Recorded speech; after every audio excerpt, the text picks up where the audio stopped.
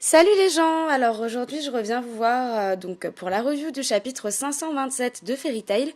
À la différence de la semaine dernière, j'ai lu le chapitre avant d'en faire une vidéo. Donc je ne découvrirai pas en même temps que je fais la vidéo. En revanche, pour vous donner mon opinion, je trouve que cette fois-ci, le chapitre de cette semaine n'était pas aussi bon que celui de la semaine dernière, qui était vraiment bon selon moi. Mais il y a quand même quelques points positifs. Donc on va voir ça ensemble. Je vous laisse donc le découvrir avec moi. Donc tout d'abord, bon, comme on s'en doutait, la carte des élèves se battent tous les deux, enfin se battent. Plutôt la carte a été complètement one shot par Zélef sous le regard plutôt effrayé de Natsu, donc qui ne dit pas grand chose quand même pour le moment. La carte qui continue de demander à Zélef pourquoi est-ce qu'il lui a fait ça. Zélef dont on ne voit pas le visage, qui a quand même l'air assez embêté par cette situation. Il aurait préféré vite en finir avec lui plutôt qu'il continue de lui prendre la tête avec ces questions du genre pourquoi père, pourquoi. Enfin bon. On se retrouve donc sur la page suivante avec Zélef qui est quand même beaucoup plus cruel que tout ce qu'on a pu voir jusque-là. Le pauvre Lacarte, franchement, moi, il me fait pitié. On l'a à peine vu de tous les chapitres jusque-là, il n'était pas ultra présent. Il suffit à peine qu'il arrive, on croit que c'est un personnage important, sauf que pas du tout. Natsu est vraiment choqué. Et Zélef, du coup, l'envoie paître en lui criant « Hors de ma vue !» Donc, moi, je suis quand même assez choquée par autant de violence, quand même. Sur la page suivante, totalement désintégré. La carte est totalement désintégrée. Natsu est complètement choqué. Alors là, il y a encore un truc qui m'embête un petit peu.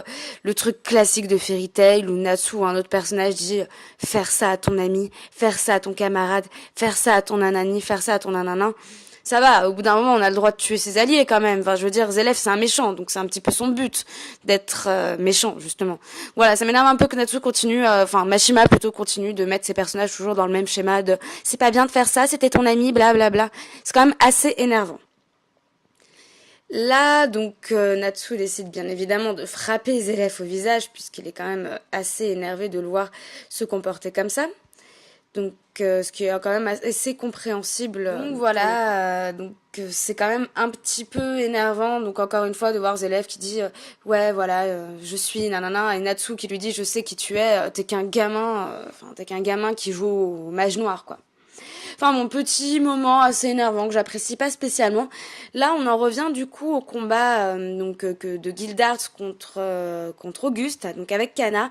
Kana qui continue d'appeler Gildarts papa, ce que je trouve quand même assez bizarre. Hein. Pendant plusieurs années, elle ne l'a jamais appelé de la sorte.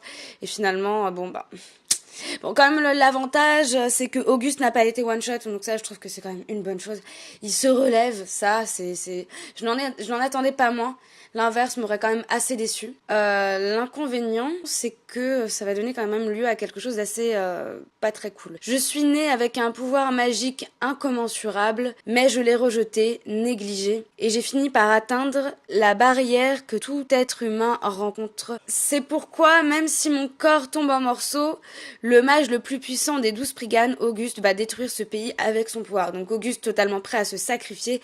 Comme on peut le voir, voilà, une lumière éblouissante envahit tout le champ de bataille.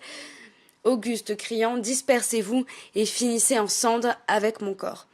Donc je trouve quand même qu'Auguste a un pouvoir quand même assez classe et c'est vraiment l'un des rares Spriggan, l'un des seuls Spriggan à avoir un pouvoir qui vaille quand même la peine d'apparaître en fin de manga comme celui-ci. Gildart s'est quand même un petit peu frappé donc par cette attaque. Moi, je trouve quand même que je n'en attendais pas moins de la part de Mashima quand même pour une fin d'arc d'avoir Auguste qui est là au-dessus de la ville à essayer de tout détruire. Seul petit inconvénient, parce que c'est quand même un avantage d'avoir Auguste qui n'a pas été one-shot par Gildart. Le seul problème, c'est que normalement, c'est les élèves qui auraient dû avoir cette place. Hein. Mais bon. En tout cas, voilà, on se retrouve du coup avec Mavis qui était en train d'avancer pour rejoindre les autres et leur expliquer un petit peu son plan. Elle se retrouve totalement bloquée, tout le monde est comme en train de suffoquer. On voit tous les membres de la guilde, toutes les personnes dans la rue, tous les objets environnants qui sont en train d'être totalement détruits, comme l'a dit Auguste, réduits en cendres. Mavis, elle essaye de contacter les autres. Pouvez-vous m'entendre? C'est une urgence. Mettez tous vos pouvoirs en mode défensif. De cette façon, Magnolia va disparaître. Donc voilà, tout est en train d'être réduit en France. En cendres. Mavis, elle est en train du coup de cracher du sang. Elle a été totalement bloquée donc par télépathie. Tout semble fini. Évidemment, on se doute que ce n'est pas le cas, hein, puisqu'il s'agit de Fairy Tail. Tout ne peut pas mal finir. Vous vous doutez bien qu'il va y avoir quand même une petite contre-attaque. Qui a un tel pouvoir magique? Auguste était ce type de mage. Donc Mavis se remémore en fait. Donc là, il semblerait qu'elle ait connu Auguste. Qu'elle l'ait connu d'une manière ou d'une autre qui ne nous est pas expliquée, sachant que la vraie Mavis a été donc conservée dans le cristal de l'Humanistoire, donc ce qui me semble assez insolite qu'elle ait pu connaître son propre fils. Auguste qui continue son attaque. Reste avec moi, Kenna. Quoi qu'il arrive, je te protégerai. Bon voilà, Gildart qui se rappelle qu'il est un père. Toujours sous le regard quand même assez inquisiteur d'Auguste, qui se remémore donc tous ses souvenirs avec Zélef. Et il se remémore aussi que la seule personne qui peut arrêter Auguste, c'est peut-être sa mère. À ce moment-là, il voit Mavis qui est située juste en contrebas. Il sait que c'est sa mère. J'ignore pourquoi. Je trouve ça quand même assez énervant. Il la voit, il voit Mavis à ce moment-là. Et ça suffit à contrecarrer ses plans. Je vois même pas, encore, peut-être la mère d'Auguste suffirait à lui faire arrêter, à le contrer. Sauf que là, Mavis en soi, elle a rien fait. Juste le fait d'être là, Auguste la voit et il arrête ce qu'il fait. Sauf que ce n'est pas ce qu'on attend de la part d'un grand méchant. La preuve, là, Auguste annihile totalement sa magie, préfère disparaître et laisser tout le reste en bon état. Nous pouvons à nouveau de respirer. Qu'est-ce que c'était? Je ne sais pas. Voilà, donc tout est fini en une fraction de seconde. Il aura suffi de 2 pages où l'on se dit « ça y est, tout est fini », bien qu'on n'y croit pas trop, pour qu'Auguste croise le regard de Mavis et décide de disparaître seul en laissant le monde tel qu'il est. Donc ça me semble quand même assez insolite à ce moment-là que Auguste ait ce type de réaction et décide de ne rien faire juste en croisant le regard de Mavis. Et Mavis qui se pose la question que son pouvoir magique n'était pas suffisant. Gildart va bien. Je dois me dépêcher.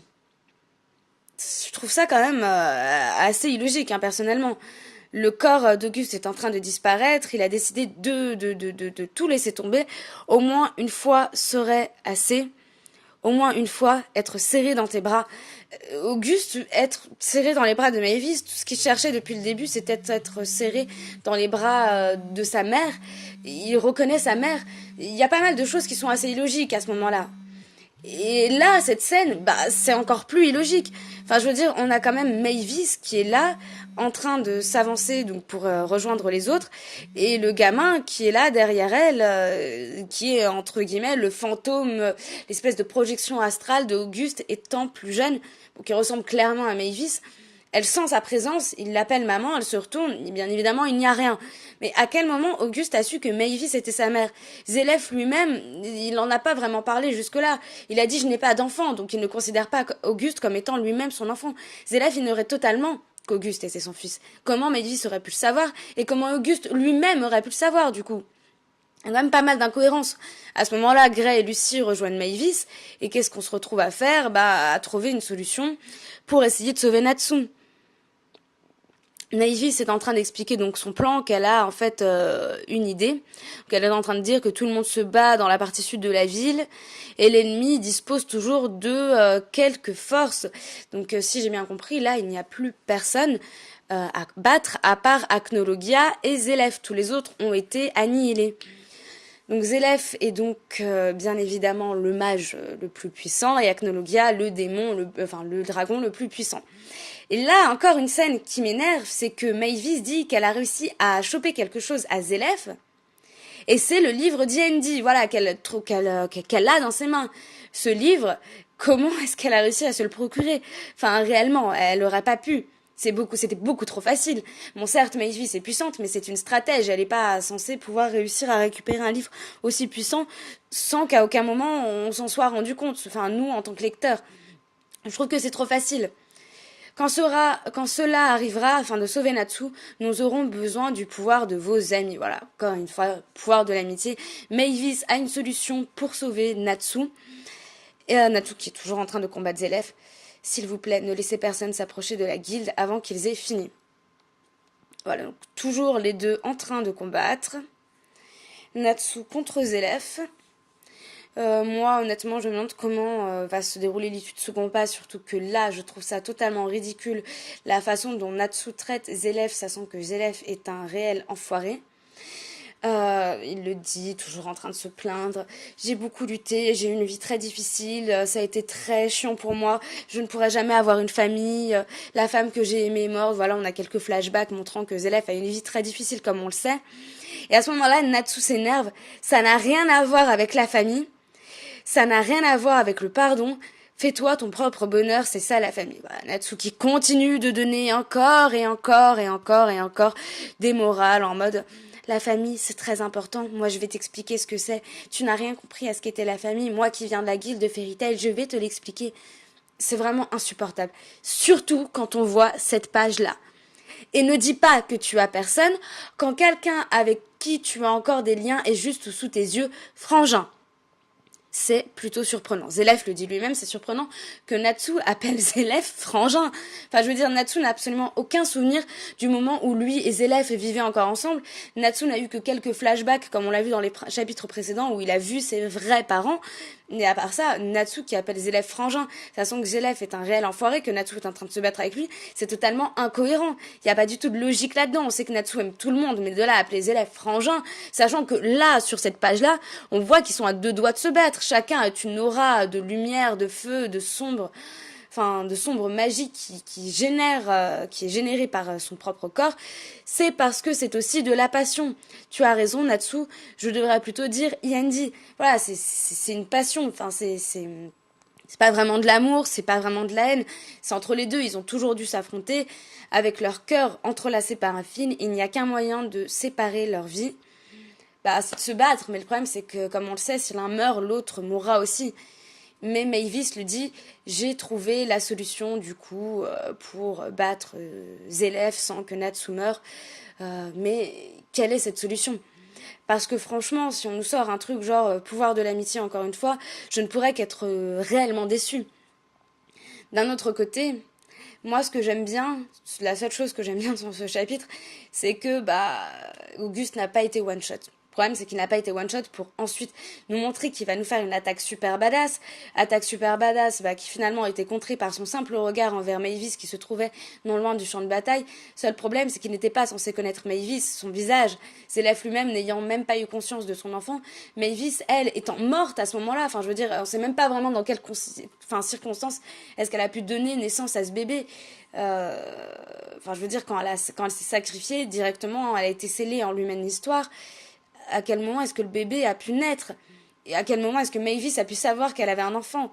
Enfin, il y a quand même pas mal d'incohérences. Là, vraiment, on est sur les incohérences les plus ultimes. Natsu qui appelle Zélef frangin. Enfin, je trouve ça un peu tiré par les cheveux. On sait que Natsu aime tout le monde. Voilà, pouvoir de l'amitié. Moi, je vais t'apprendre ce que c'est que la vie, blablabla. C'est super énervant qu'on ait encore ça au bout de 527 chapitres. On sait que c'est la base de Fairy Tail. Mais nous mettre ça à un moment pareil, ça perd toute crédibilité. Un point positif quand même, c'est que le chapitre suivant, le prochain chapitre, s'appelle donc Démon Dragon, que je vous dise pas de bêtises, je vais vous dire le nom exact. Ouais, Dragon Démon. Chapitre 528, Dragon Démon. Donc là, je pense que si on nous fait depuis quelque temps la pub pour le film Dragon Cry qui va bientôt sortir de Fairy Tail, donc où Natsu, on le voit donc à moitié transformé en dragon, là dans les chapitres qui suivaient à moitié transformé en démon, là qui s'appelle Dragon Démon, est-ce qu'on va avoir un Natsu en Dragon Démon, ou est-ce que ça veut dire qu'Acnologia va débarquer et on aura du coup un démon versus un dragon? Je l'ignore un peu, là je pense qu'on va vraiment rester dans un combat Natsu versus Zélef pour le moment, vu qu'Akno a pas vraiment l'air d'être introduit dans ce combat entre les deux pour le moment. Donc je pense que le dragon démon s'adresse vraiment à Natsu, qui du coup va peut-être, ces particules de cancer ou de je ne sais quoi qui avaient disparu, vont peut-être reprendre surface parce que c'est son destin tout simplement d'affronter Zélef dans ces conditions. Et les particules de dragon, toujours présentes en lui pour une raison plus ou moins obscure, vont reprendre également le dessus et on aura quelque chose de très beau visuellement. Natsu, moitié dragon, moitié démon.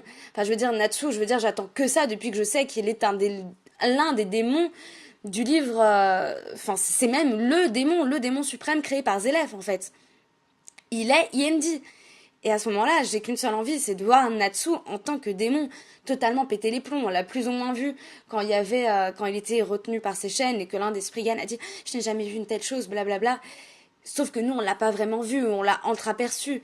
Mais on veut voir Natsu en tant que réel démon. Et j'espère vraiment que le prochain chapitre sera axé sur cette direction, en fait, vraiment. Puisque c'est quand même l'une des choses qu'il nous reste à voir dans Fairy Tail.